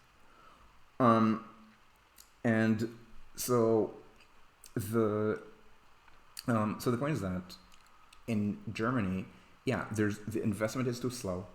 Often it's in the wrong places because, again, of these mixed lines. Like from Berlin to Prague, they're trying to do a base tunnel here, which is probably more tunneling than the entirety of Germany needs to complete its high-speed rail network, if it's run to passenger-only standards. And so if they do that, then they will still need the time connections. They will maybe a little different, but they will still need them. So the time connections are actually doing pretty okay. And relative to that, they're actually doing concerted investment, complete with calling it a Deutschlandbahn. They're actually going forward. They're actually saying, by 2030 or maybe 2035, we're going to have trains that go from Berlin to München, not every 4.5 hours with this annoying pinch at Leipzig, but every 3 hours 50 via Halle every hour, not just a handful of special trains every day. And there's going to be faster trains on let's say, filling low-speed gaps like Frankfurt to Mannheim, I think going all the way from Stuttgart to Augsburg, maybe, I don't know if they're doing Augsburg to München. A few more high-speed lines. Again, I think they're doing Erfurt to... I think there are plans to do Erfurt all the way to Hanau, maybe? I don't remember. It's a bunch of... I think it's two separate sections, right? Erfurt to Fulda and Fulda to Hanau. And again, or bypassing slow sections between Hannover and Bielefeld. So they're doing things, and it's the exact opposite of government by pilot because they're connecting them together. It's coordinated planning. One of the bad features of government by pilot is total lack of coordination, because coordination means the state is loud. It means the state tells you, this is how it's going to look. We're going to fit everything together. We're going to coordinate. And the whole point of the quiet state is you don't do that. Because maybe you don't want people to know that the state exists, because in America it's probably related to people who pretend that they would have been large slave owners and that they would have totally beaten the North or something, as opposed to what they most likely would have been, which is poor whites who wished they could own a slave and died in like a really stupid charge as privates. So this is the problem with government ballot. Now, and again, this is something that I have not seen in Europe. Berlin has so many problems with the way that we run our infrastructure and public transport. I can't think of things that are just pilots that are being... I can't think of bullshit pilots. I can't think of things that are like under-advertised or things that don't take advantage of scale. I mean, maybe they just don't build enough. That's different. I mean, the fact that they refuse to extend UA to Märkisches Viertel because the Greens are idiots about this is very different from let's try something small. That's different. So I said I'm going to focus on two problems, which are piloting it, which are pilot and nudge, and it's been, I don't know, an hour 45 of recording. But I want to maybe preview the issue of nudgers and doors because it's something that I now need to make a full video by itself. The issue of government by nudge, and again, that stops being a purely American problem. It is also an EU level problem. Is when you don't build. And I'm actually going to give you many more EU examples than American examples. So in the EU, we have really good trains.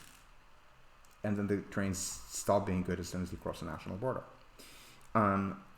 there are always low speed gaps. The high speed rail networks don't really attempt to cross borders, with one exception, which is Paris to Brussels and London. Paris to London is beset by stupid security theater, which eliminates not all, but the significant fraction of the time saved. And also it's Eurostar pricing, so it's designed only for rich people. Paris to Brussels is fast and does not have security theater, but is still priced for rich people.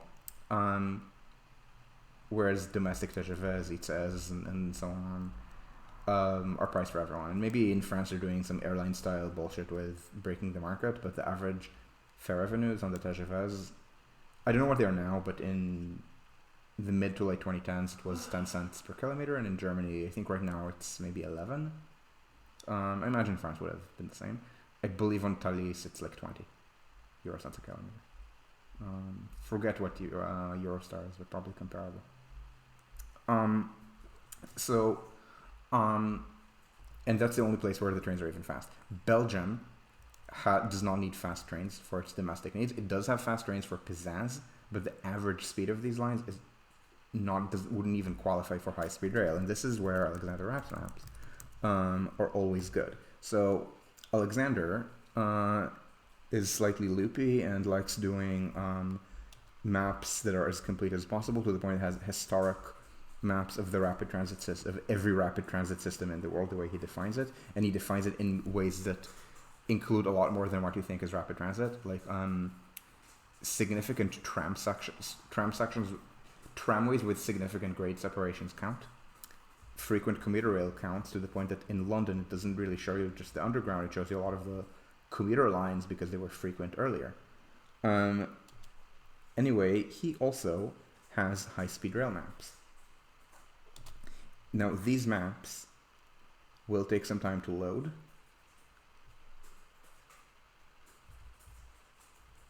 I don't know why it has not loaded.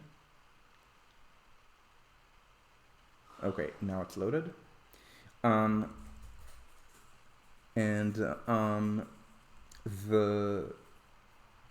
Let's do a higher res version, and let's also briefly eliminate my face. No, don't remove, just temporarily. The colors are that red is the slowest, blue is the fastest, and green means it's not actually fast, it just through runs, because the French system has a lot of through running. It's valuable to indicate where it runs, like to Nice or to Toulouse, and like Germany even more so. Belgium, I believe this is a high-speed line. Like I believe that some of the green in Belgium is actually high-speed, and the line that is, and the other line is literally the slowest high-speed category. Same category as the fast legacy lines in Britain. These are the four main lines, right? The East Coast, the Midlands, the West Coast, and the Great Western. And also lines that are not high-speed but again are upgraded medium speed lines in Sweden, or Austria. And so so the Belgian high speed lines are very slow. Belgium does not really need high speed, but they still, again, they built some lines for pizzazz. So Brussels to Liège, and then Liège to almost the border, and then Antwerp to the border, but not Brussels to Antwerp, and also the line from Brussels to Liège, I think is pretty slow. I think through Leuven or something. I think it only starts being high speed around Leuven. And then Liège is also there's big slows around Liège. So the EU could coordinate. The EU could say, okay, we're going to build the TGV network help create one system for France, and the Shinkansen for Japan, and the ICE and the Intercity and the ICE for Germany. Let's do one for the EU. So we're going to fill in all these low speed gaps that are across borders. Maybe we will do things like Brussels to Antwerp, filling the gaps through Belgium, the gaps through Germany, because the trains from Germany to the border are ungodly slow. So things like Frankfurt to the border, whereas Paris almost all the way to the border is fast. The edge of Est is passes very close to the border. So Paris to Saarbrücken is actually fast. And then Saarbrücken to... So this is an hour 47. This is 2 hours. Hour 47. And this is with a little bit of slow running across the border. And then this is 2 hours. So maybe make this 45 minutes and not 2 hours. Maybe connect things like München to Vienna. Figure out connections to the Netherlands, like Amsterdam to wherever, so it could connect with a German network. But they don't do that. They don't. Maybe they will help a little bit with some specific specific pieces of mega projects, especially tunnels across the Alps. Like I think they're helping with not this entire line from Lyon to Torino, but across the mountains here and across the mountains here. But that's sporadic. They're not going to do it in general. And instead, they talk about nudging things to maybe encourage private operators to bid on some slots, except that that's only going to be relevant to Paris, Brussels, where the problem is pricing. And then they're not going to do anything to make these trains actually fast. And that is essentially again, it's an EU level problem where the EU doesn't like governing. It likes nudging. And everything that touches the EU starts speaking in this Brussels language. It's somehow even more incomprehensible than Washingtonian, where they don't ever talk about things, but they only talk about the most abstract things that don't matter to anyone ever. It's kind of weird because there's this kind of EU army polling that I keep pointing people to, where people in Europe generally support more EU integration. A party that is anti-EU will generally not get a lot of votes, unless like the only party that does so, and then it might try to be kingmaker or something, but it will not. But the pro-EU parties will far outdo it. EU army, and yeah, Hungary is not even loyal to NATO at this point, but look, numbers are pretty high, and this is even in, let's say, Poland, where people say, well, no, we can't have an EU army because we need to be vassals of the United States, and if we have an EU army, then the Germans might, from time to time, be involved in decision making, and that's awful. Or Lithuania, which is, I think, even more anti-Russian than Poland is here. Of course, Finland, which joined NATO, Sweden, which wants to join NATO, but bullshit with Turkey. Spain, which has, Greece has its own issue. Like, Greece has a much more pro-Russian people, but Spain, for example, Germany, France, like the countries that are supposed to be the stumbling block because of just petty shit over governance that nobody cares about. Essentially, the only country that's really against is the one that is no longer in the EU. So why is it not happening? And it's not the only poll. There's some polling by Eurobarometer that the memory hold when it showed that people in Europe support this. Essentially, the issue is that even though people want it, there's so much petty shit involved that nobody wants to actually do. It's all about nudging things, like maybe doing joint exercises, maybe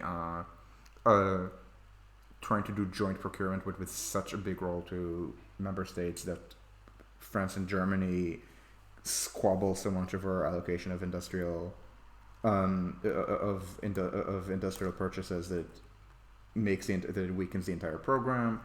And again, it's not like the average German voter. Remember, the average Germany is 58%, 42%. It's not that 42% are against, a lot or don't know. Average German voter is very in favor of this. Average German voter doesn't give a shit about whether a contract goes to a German or a French firm, and the exact same is true of an average French voter. And yet they squabble, and the EU does not coordinate because the EU nudges. It doesn't do the idea that someone can do some kind of the EU is just lack of mass politics, and then they're saying, okay, we're gonna do this, and it's the same with infrastructure, and it's the same with it's the same with the fact that the EU has these 10T corridors,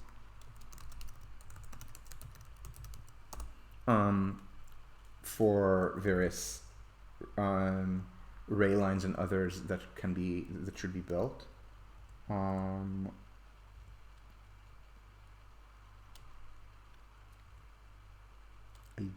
Where are they? And sometimes they and the problem, and because this is a nudge, let me see if is this. I can't tell whether this is a rail map or a road map. This looks like a road map because the rail map would have this. But but they have all these axes that that they're not really investing in. Something like Paris to Bratislava. I'm gonna try to let's get it. Rhine Alpine. Where because there's definitely there's a line. It's a rail line between Paris and Bratislava, which I can't see in the thing anymore. But Trans-European, maybe high-speed rail network. Yeah, this one. Paris to Bratislava, Magistral for Europe.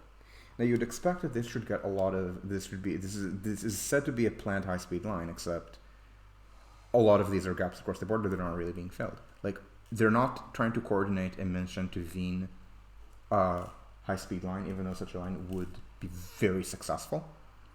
They're not trying to coordinate filling the gap between München and Augsburg, or between Strasbourg and Stuttgart. But it does exist as a way for Stuttgart to claim that for Baden-Württemberg to claim that Stuttgart 21 is part of this corridor, while not really investing in the entire thing, even things that are within Germany. Like Germany is not saying it's not trying to like affirmatively propose to Austria that they work together on like actual high-speed rail between München and Wien, and then Austria builds Wien to Salzburg and Germany builds München to Salzburg. No, they don't coordinate that. It's just not just saying, oh, this is a line on a map. Maybe you can do something about it. Maybe we'll try to nudge in that direction by doing some kind of Erasmus program to create more Europeanness, and then they don't follow through with a kind of physical infrastructure for it. This is what I mean by nudge. And again, in the United States, you can see the same thing. It's like it's all crayon. Like the FRA doesn't do things. The federal government doesn't do things. This is the issue of government by nudge. Works very poorly. Essentially, again, it leaves value on the table because it has all these long high-speed rail corridors are being built, and then annoying gaps between them that make the entire network just so much weaker. And because of that, and then they say, and then because they don't provide any material benefits, and they say material, not just things like infrastructure. I mean, again, the EU army is a material thing that people want, and because they don't provide it, people start feeling skeptical that the EU could do anything for them. And the same is true of the American federal government, because it doesn't do anything. If it does things, it's done so quietly that people keep saying, well, the federal government is not for me. That is essentially the problem with government by nudge. As opposed to, again, just doing things saying, we will do this. This is, okay, we will work with some governments on a map. Okay, this is what we will fund. We will fund this. Remember, they're saying the project is planned to be completed by 2020. I don't know when this was written. It's 2023. There are substantial low-speed gaps here that are not even on the planning board, let alone having been completed. So, yeah, this is the nudge.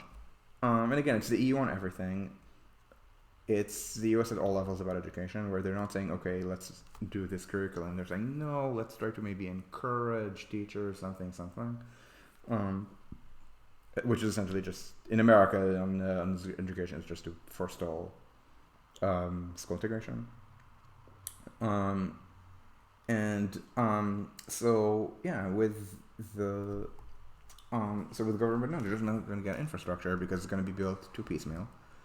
You're not going to get any kind of coordination, even when lines exist on a map. You're not going to get like any kind of people saying, ooh, this is work, let's do more of this, the way that happened with the TGV, right? The Paris to Lyon was very obtrusive and very successful, so people wanted more, and this is how more lines were built until the network got saturated, and I guess the 2000s when they kind of built all the lower hanging fruit, and then they did some in the 2010s, but not enough that it would matter very much. And instead of that, they're essentially trying to pretend they don't exist, and this is what happens.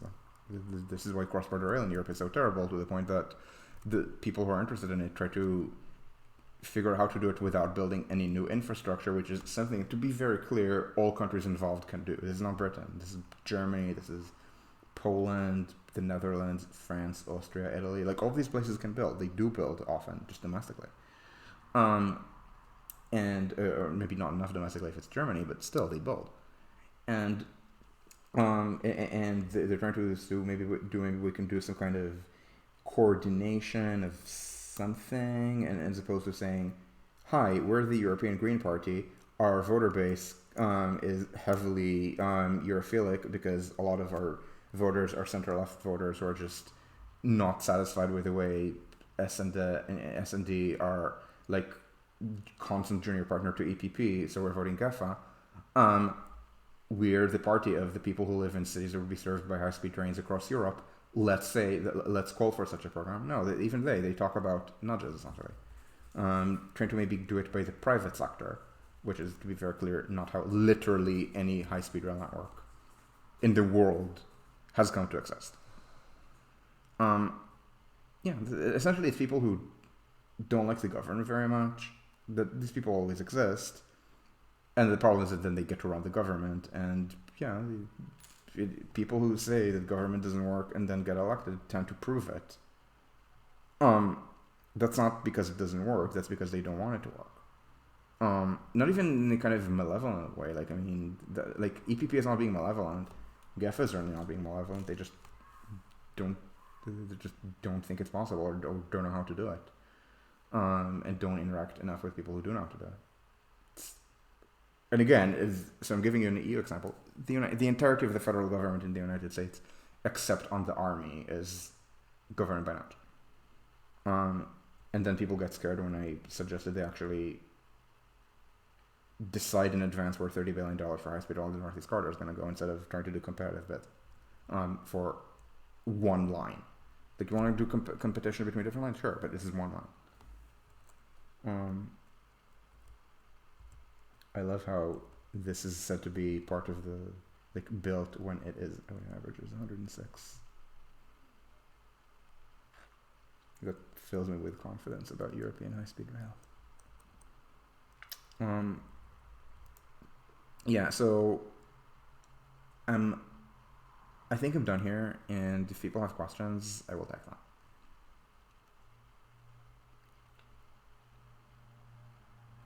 Yeah, I've heard they're saying 178 kilometers an hour, and then it's essentially just because the trains are fast in France. Something this length needs to not average this, but average like 220 or something. Like, not be 740, but be 6. And then people are probably not going to ride all the way from Paris to Bratislava, but then Paris to Vienna might actually be reasonable. Even Paris to Bratislava, maybe 6 hours is not really high-speed rail, but marginal. Paris to Nice is 5:30. Not a lot of people ride it, but some do. In Paris to Munich, they're saying it's going to be 4 hours. Guys, they're like, look how little they're building. This is, by the way, what I mean when I say they can run fast in France. And then everything else is just bullshit.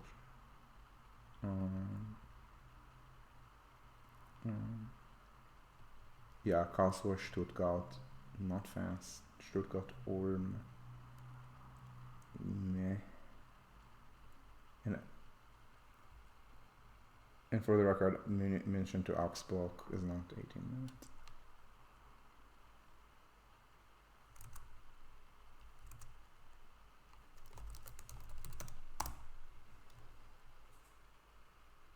We've been calling it mainline for Europe.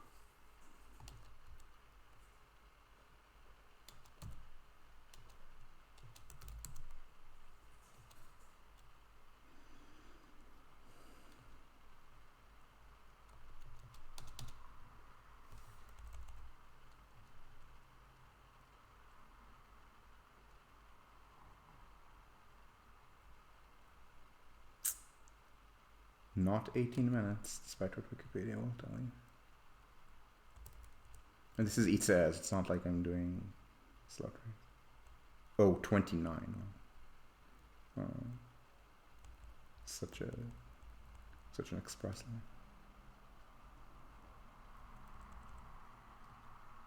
line. Yeah, so I'm gonna do a last call because of I don't even have that much time. And then if people don't have questions, then we can end this. Yeah, I have no idea why they think this is 18 minutes. It is 30, so the average is about 120, which is many things. It's not high speeder. But part of the Magistral for Europe, so I guess.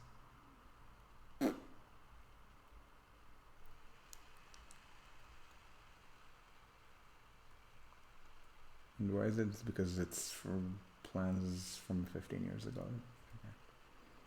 Okay. Sure, thanks for watching. Sorry for starting late. So I will see you again in the next one. Probably just going to talk more about Governed by Nudge on Saturday, but we will see.